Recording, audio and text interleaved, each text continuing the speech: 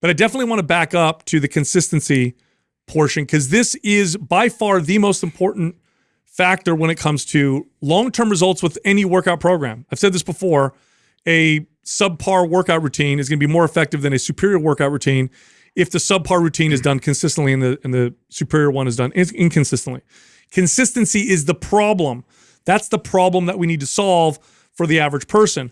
And people are more likely to be consistent if you give them a short workout every day. And we found this with clients a long time ago. I learned this a long time ago with clients. If I gave them daily short workouts versus 2 long workouts, they're far more likely to be consistent with the workouts, because we've all heard this, right? Once you get the ball rolling, it's easy to keep it going. Or, once I stop the momentum, it's hard to get back on track, right?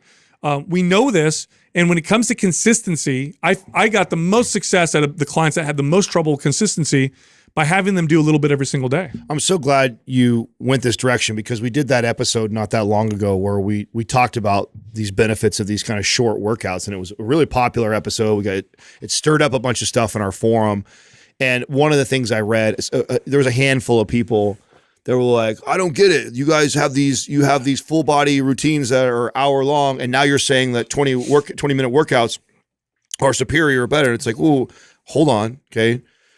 This is the part that matters. Yeah.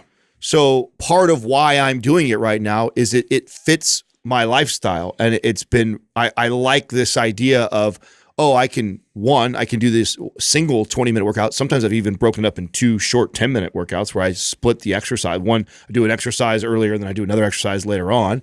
And I feel like I can interact with my son. It's not like this major 50-minute workout there. I feel like I need to be so focused and not distracted. So it's working. It works for me to be consistent right now, and I like it. Right? It's not. This is this new science we found out. Therefore, this is better than a 50-minute workout. If the 3-day-a-week full body routine is something that fits great in your lifestyle and you enjoy doing it, then stay doing it. And I think that's the point of the consistency point that you're making right now. It's like, but what we found training clients was, even that was sometimes a hard commitment, was to get somebody to come to the gym 3 times a week for 50 minutes plus in the gym. And I found convincing someone to do an exercise or 2 every day, which only takes 15 to 20 minutes, I had more success. And here's the irony. The irony is, I bet your total time working out now is probably longer because you probably miss less workouts. Yeah. Right? You just miss less workouts. Right. And there's days when you feel great and you do a little extra of abs and some other things that add in there. So yeah, it's not a big ask. Yeah, is the point. And here's another thing too. We talk about this with nutrition all the time, but it's the same with exercise. If you want to be able to develop this kind of long-term relationship with exercise where you're consistent, what you need to work on are your behaviors. You need to work on the kind of behaviors that lead to consistency. Well, behaviors are more effectively solidified with small, frequent exposures. This is true for any behavior. Imagine if you only brush your teeth once a week for an hour versus every single day for 20 minutes or whatever the time is. You're more likely to be consistent because of the short, frequent exposures.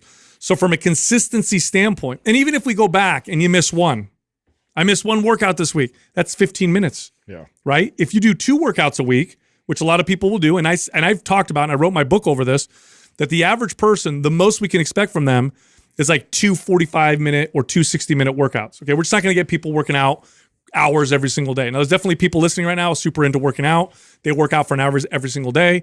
Fine, that's wonderful. That's great. But the average person, we're not going to get that from. So for the average person, if they miss one workout, that's half of their work. That's like half the time that they work out all week. Versus if they just missed one 15-minute or 20-minute workout because they do them every single day. So for that alone, this is a phenomenal approach to exercise. But there are some benefits when it comes to strength and muscle as well that the advanced lifter can learn from for sure.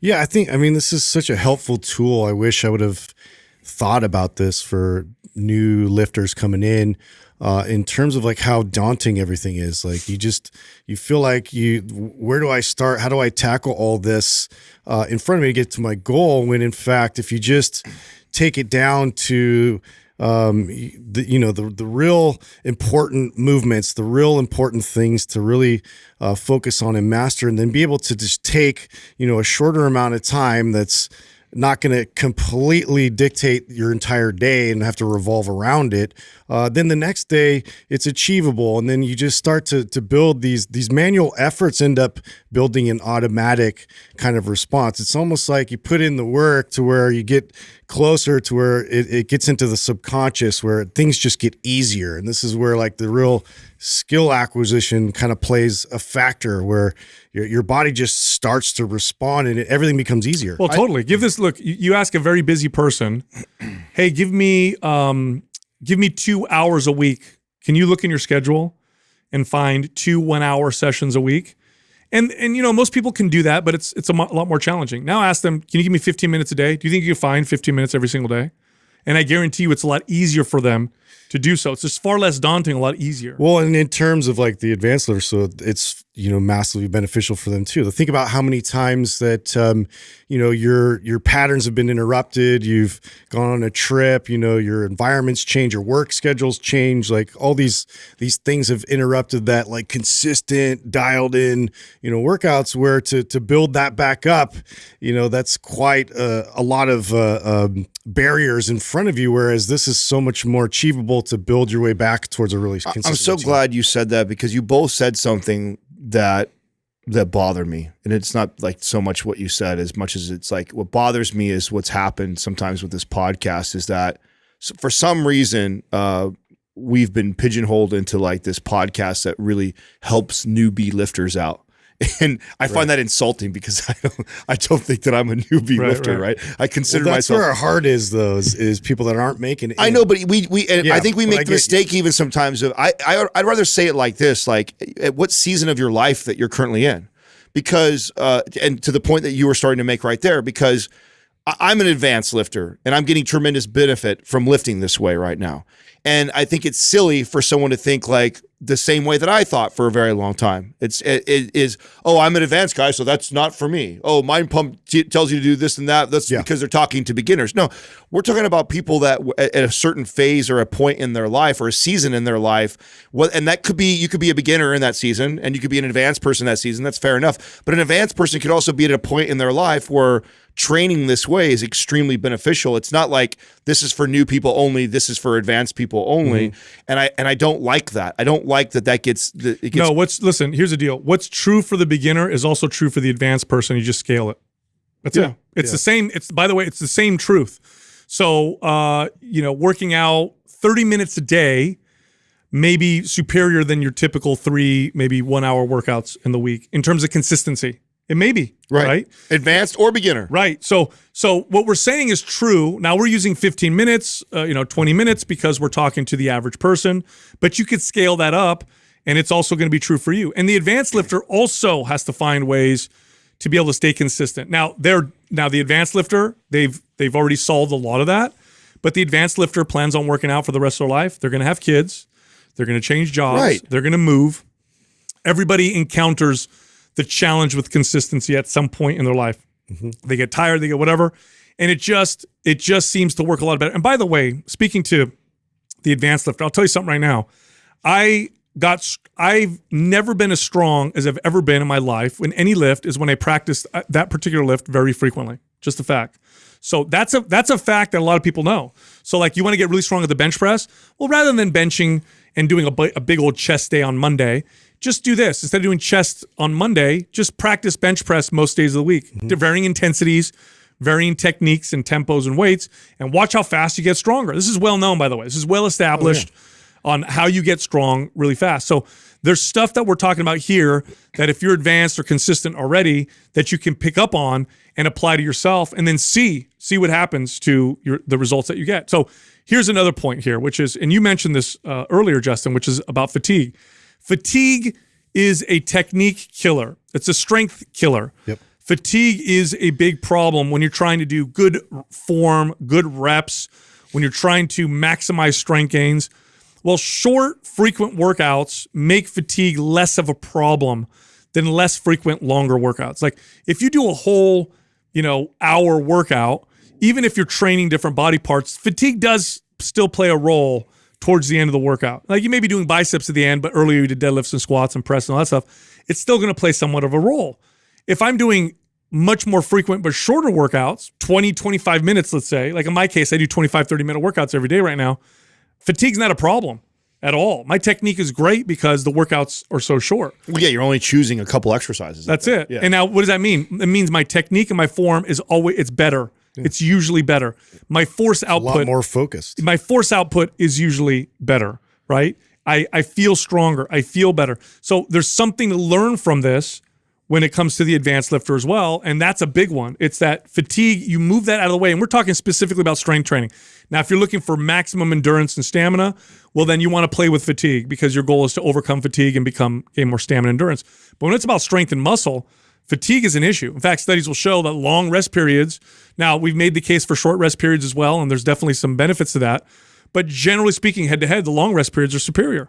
Now, why is that? You get rid of fatigue. You're training purely strength when you rest for 3 minutes or 4 minutes. Strength athletes know this. So fatigue doesn't get in the way when you do these really short, frequent workouts as much as they would with less frequent, longer workouts. Well, and that rolls into your next point is because of that, you tend to choose the more effective exercises. Totally. You know, for sure, when I'm lifting for an hour, there's always a couple exercises in there that are just, they're like fillers almost. Yeah. You know what I'm saying? Like I'm already just slowly degrades as you get. I did the further 2 in or your 3 workout. big compound lifts already. I'm pretty taxed. I'm already sweating. Fatigue is already starting to set in a little bit. Let me go get some cable flies in. Let me get some like preacher curl exercise in. Let me get some of these like less bang for your buck type of exercises. Whereas when you're only working out for 15 to 30 minutes in this short window, you're only picking 2 to maybe 3 exercises. So all of them are super effective exercises and you're not as fatigued going into them. So the technique on them are even better. Yeah. By the way, I'm gonna go a little extreme here just to make my point with the advanced lifter. Let's say you're an advanced lifter and you work out for an hour every single day. So 7 days a week, 7 hours a week. Do you think you would get better or worse results if I took all those 7 hours and put them in 2 workouts during the week? So you did 2 3.5-hour workouts. Why wouldn't you do it that way? Yeah. Fatigue would just crush you and it would cease being a strength training, right. strength That's building, an muscle extreme building example of what you're doing with the 7 1-hour workouts. That's right. It's the same exact thing. That's what I'm trying to say is what we're talking about, you just scale it and it applies to advanced intermediate lifters just like it does to beginners. But when we're talking to beginners, we're telling truth there. There's truth for everybody. Yeah. But that's it right there. And what is it? It's that fatigue. Fatigue's a killer. No way in hell somebody who worked out every day for an hour would do 2 3.5-hour workouts and get the same results. They get crappier results because by the time they get past that hour-and-a-half window of the workout, they'd feel like garbage, and the rest of the workout would turn into just kind of. And why is that any different than you trying to shoot free throws under fatigue, where you're not so much concerned about your technique as much as you're just trying to get the amount of shots out, like for instance. So that being the goal of it being under fatigue, like if I'm trying to build my endurance is one pursuit, but if I'm really trying to pay attention to everything going on, to be able to sharpen it and to refine it and make it better every single time, fatigue is the enemy of that process completely.